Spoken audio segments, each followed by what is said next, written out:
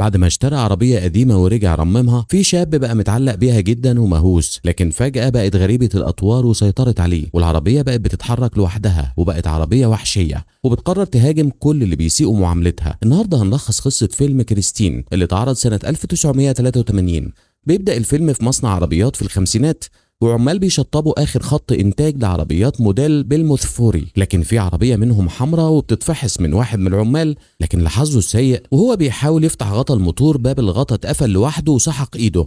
ووقت ما هو راح علشان يعالج الجرح، عامل تاني راح يفحص العربية من جوه ووقع رماد سيجار على الكرسي. وبعد ما عدت ساعات الشغل في المصنع خلص وكل الناس مشيت، لكن المشرف لاحظ ان العربية الحمراء نورها شغال وراح يشوف ايه الموضوع، ولقى جثة الموظف اللي كان بيشرب سيجار. وبتعدي سنين، وفي سنة 1978 طالب اسمه دينيس وصل بعربيته لبيت صاحبه أرني اللي كان شاب انطوائي وملوش أصدقاء، وعلى الرغم من اختلاف شخصياتهم الاتنين بقوا أصحاب بسرعة وراحوا سوا لأول يوم في المدرسة، وهناك جمعوا كتبهم من خزنة المدرسة وقابلوا الطالبة الجديدة ليه وجذبت انتباه كل الطلبة بجمالها. وبعد كده دينيس استنى أرني علشان يتغدوا سوا، لكن اكتشف ان أرني بيتعرض للتنمر من بادي بلطجي المدرسة، وسمع ان أرني اتسرق الغدا بتاعه واتهدد بسكينة، فجري عليه فورا وشاف أرني وبادي وحاول يتدخل، لكن بادي رمى الأكل على الأرض وخلى أرني يقع عليه ويتزحلق، وبعدين راح داس على نضارته وكسرها وضحك على الموقف. لكن دينيس استغل انشغاله وسحب منه سكينة وضربه بالقلم على وشه، وفي نفس اللحظة شلة بادي هاجموا على دينيس، وبعدين جاء أستاذ وفرقهم عن بعض وطلب منهم يبعدوا، وبعدين بقى عنده شك في بادي وأرني أكد له إنه اتهدد بسكينة، لكن بادي أنكر كل حاجة، والأستاذ طلب من بادي إنه يفرغ جيوبه، وبعدين طلع السكينة اللي كان بيخبيها، ونتيجة للي حصل بادي اتطرد من المدرسة وشلته راحوا للحجز.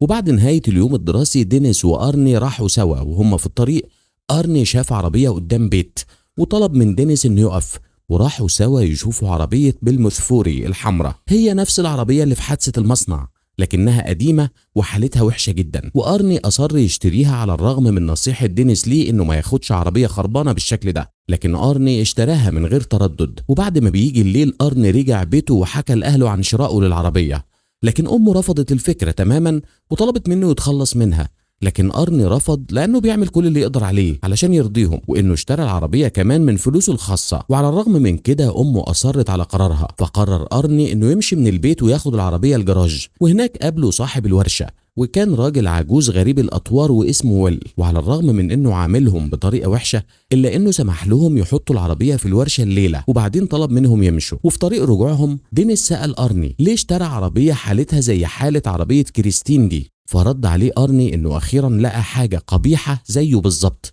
لكن ممكن تبقى أحسن لو حط في دماغه إنه يصلحها. وبعد مرور أسابيع أرني فضل يشتغل ليل نهار علشان يصلح العربية، وصاحب الورشة على الرغم من إنه كان وحش معاه برضه إلا إنه قرر إنه يوظفه عنده في الورشة مقابل إنه ياخد كل الخردة اللي هو محتاجها للعربية بتاعته. وأرني قبل العرض وفضل يشتغل على العربية من غير ما ياخد باله إنه بطريقة غريبة بقى متعلق بيها جدا. وفي اليوم اللي بعده دينيس واتنين من أصحابه كانوا بيتكلموا عن الطالبة الجديدة، وتحدوا دينيس إنه يروح يكلمها في المكتبة، وقبل التحدي. وبعد ما قعد على ترابيزتها وسألها تخرج معاه قالت له إنها مخطوبة لواحد تاني، فمشي من قدامها وهو مكسوف. وبعد نهاية اليوم الدراسي راح على بيت أرني علشان يتكلموا لأنهم بقوا مش بيشوفوا بعض كتير، لكن لما وصل لقى أرني بقى شخص مختلف، ما بقاش يلبس نظارة ولابس هدوم مختلفة وباين عليه إنه بقى متمرد وحتى مش عاوز يتكلم معاه، ومشي كمان علشان يروح يكمل شغل في الورشة. وأمه حاولت تمنعه لكن هو تجاهلها ومشي في طريقه. وبعدين أمه كلمت دينيس وقالت له إنها قلقانة على ابنها وعلى عربيته الجديدة، لأنها عرفت إن صاحب العربية القديم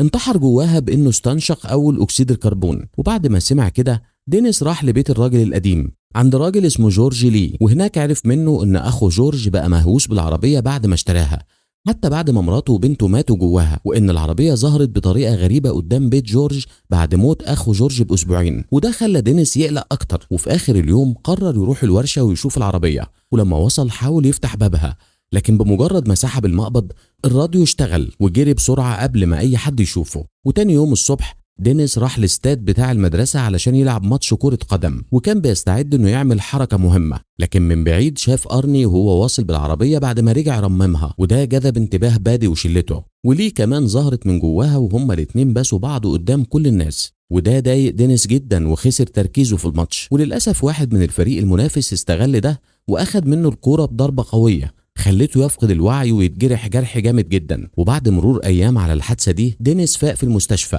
ورجله كانت متجبسة ورقبته كانت مكسورة، وجنبه كان ارني اللي جاي يزوره ورجعوا اصحاب زي الاول. ودينيس قال له انه بسبب اللي حصل في الماتش هو عمره ما هيقدر يلعب كورة مرة تانية وانه كان ممكن يبقى مشلول، وسأله ازاي قدر يرمم العربية في وقت قليل بالشكل ده. لكن ارني ما ادالوش اجابة واضحة غير انه تعب علشان يعمل كده. وبعدين الحوار اخد منحنى تاني، وارني قال له انه خلى اهله يسجلوا العربية باسمه والا هيسيب المدرسة. ودينيس لاحظ ان شخصية ارني اتغيرت تماما وان في حاجة وحشة جواه، وكل اللي قاله ارني مع السلامة ومشي. وبعد ما جه الليل ارني اخد ليه لسينما السيارات وكانوا بيحضنوا بعض وبيحبوا بعض، لكن ليه بعدت لما الموضوع ابتدى يتطور وقالت له انها مش عايزه تعمل كده جوه العربيه. وبعدين ابتدوا يتخانقوا على ان ارني مهووس بالعربيه وبيهتم بيها اكتر من ليه نفسها، وكمان مسميها كريستين. لكنه بعد شويه شاف ان الكلام ده عبث واقنع ليه انها تركب العربيه علشان المطره، ووافقت. وبمجرد ما ركبت الازاز بتاع العربيه ابتدى يبوظ وارني نزل يصلحه، وفي نفس اللحظه ليه جابت اكل علشان تاكله جوه العربيه،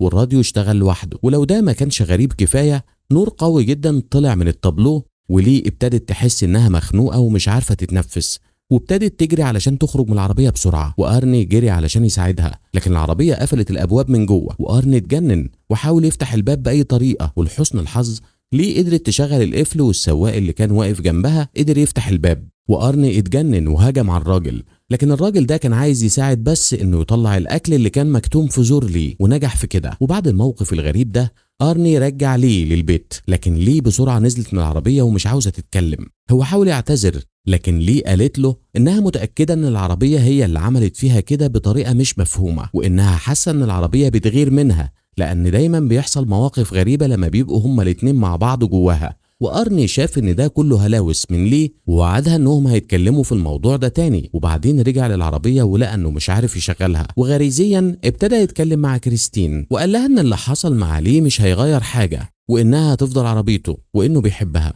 وبعدين حاول يشغلها تاني، والمره دي العربيه اشتغلت على طول. ورجعوا الورشه وساب كريستين هناك. وبعد ما مشي بادي وشلته دخلوا الورشه وابتدوا يدمروا العربيه، وفضلوا يضربوا فيها بالشوم لحد ما دمروا جسمها. ومش مكتفيين بتدمير جسمها، واحد من شله بادي ابتدى يخرم في الكراسي ويدمر الراديو. وفي اليوم اللي بعده ارني وليه اتصالحوا وراحوا الورشه سوا علشان ارني ياخد محفظته من العربيه. لكن ارني اتصدم لما شاف كريستين متدمره، وليه سالته مين عمل كده وحاولت تواسيه، لكن ارني ما قدرش يتحكم في غضبه وطلب منها انها تمشي. وبعدين في وقت العشاء ارني حكى لاهله على اللي حصل، وحاولوا يواسوه وقالوا له انهم هيساعدوه يشتري عربيه جديده. لكن ده ضايقه اكتر لانه عارف ان اهله زي ليه ما بيحبوش كريستين، وبدا يتهمهم باللي حصل، لان لو كانوا سمحوا له انه يحط عربيته في الجراج بتاعهم ما كانش ده هيحصل ابدا. وابتدى يقول لهم كلام وحش وسابهم وراح اوضته. وابوه راح له وقال له يعتذر لامه، لكن ارني رفض وفضل على سلوكه المتمرد، وده خلى ابوه يضربه.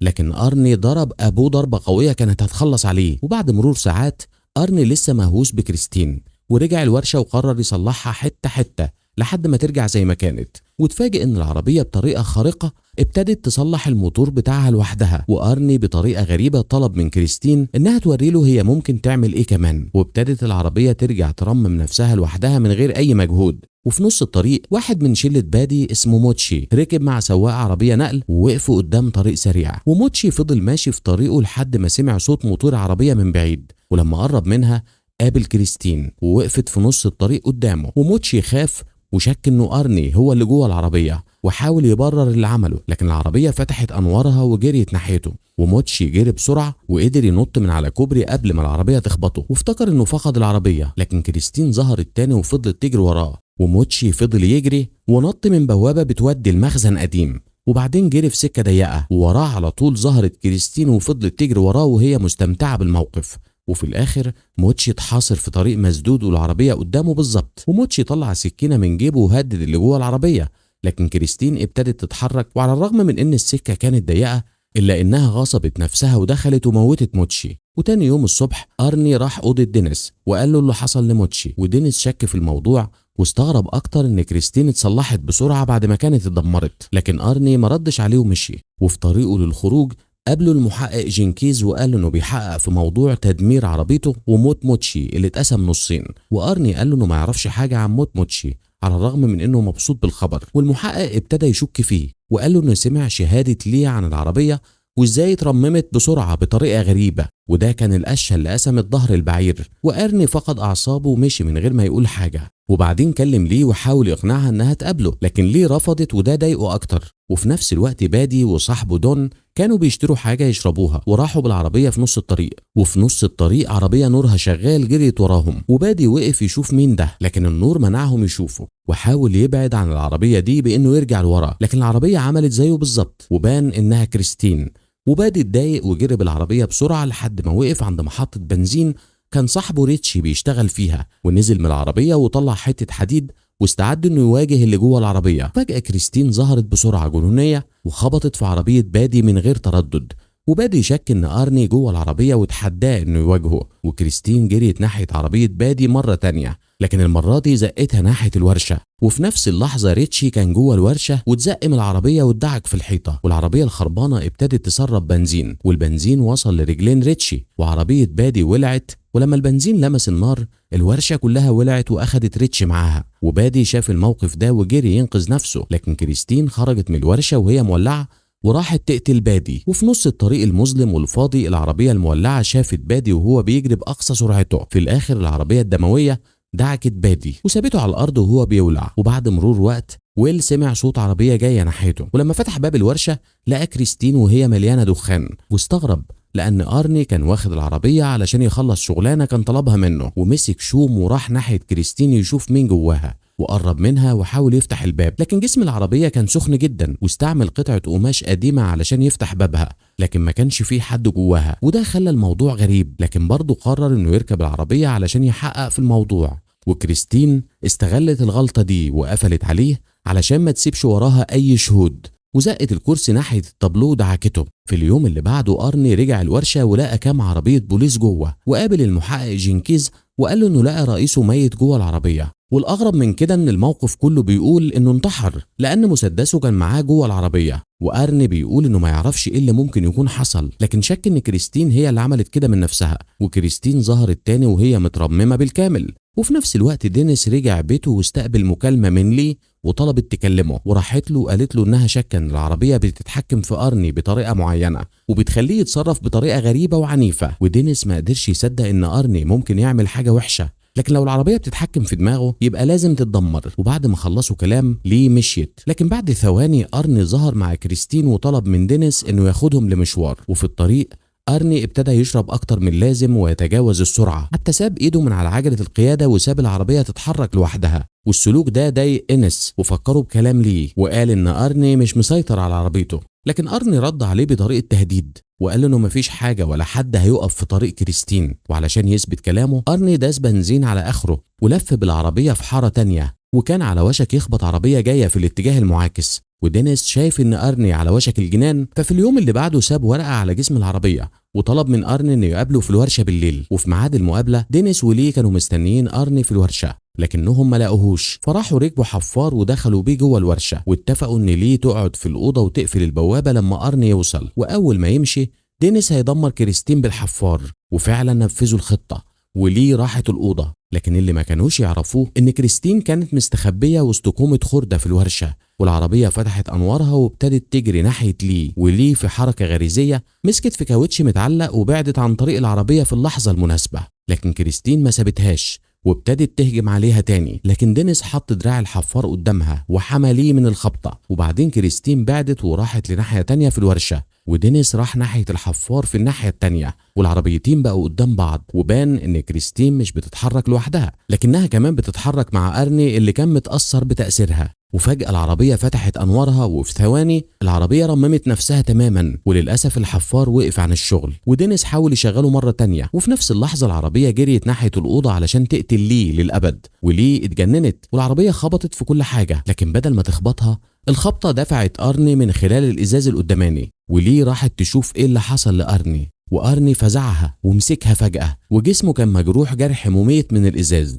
وفي لحظاته الأخيرة أرني حاول يطبطب على عربيته الحبيبة لكنه ما قدرش يقاوم جراحه ومات قدام كريستين، وليه ما قدرتش تعمل حاجة غير إنها تجري من المشهد، لكن كريستين في آخر حركة انتقام راحت ورا ليه علشان تخبطها، وفي آخر لحظة ليه قدرت تلف بعيد والعربية خبطت في عمود، ودينيس استغل الفرصة وبعد ما شغل الحفار أخد الحفار ناحية كريستين وخبطها خبطة جامدة، لكن العربية قدرت تقاوم وتحاول تهرب، وكريستين راحت ناحية لي، لكن دينيس استخدم دراع الحفار وطعن العربية من ورا، وبالخبطة دي العربية المجنونة دي فقدت قوتها وبقت عطلانة، ولي جريت ناحية الحفار علشان تنضم لدينيس، لكن كريستين ابتدت تتحرك تاني وابتدت ترمم نفسها، وعلشان يخلصوا على الشر للأبد دينيس شغل الحفار ودعك العربية اللي حاولت تقاوم لكنها اتدمرت تماما. وتاني يوم دينيس ولي والمحقق جينكيز اتقابلوا في نص مقلب زبالة ولقوا كريستين اتحولت لخردة مضغوطة، والخطر كان باين انه انتهى، إلا إنهم سمعوا أغنية شبه الأغاني اللي كانت بتشتغل على الراديو، ولحسن الحظ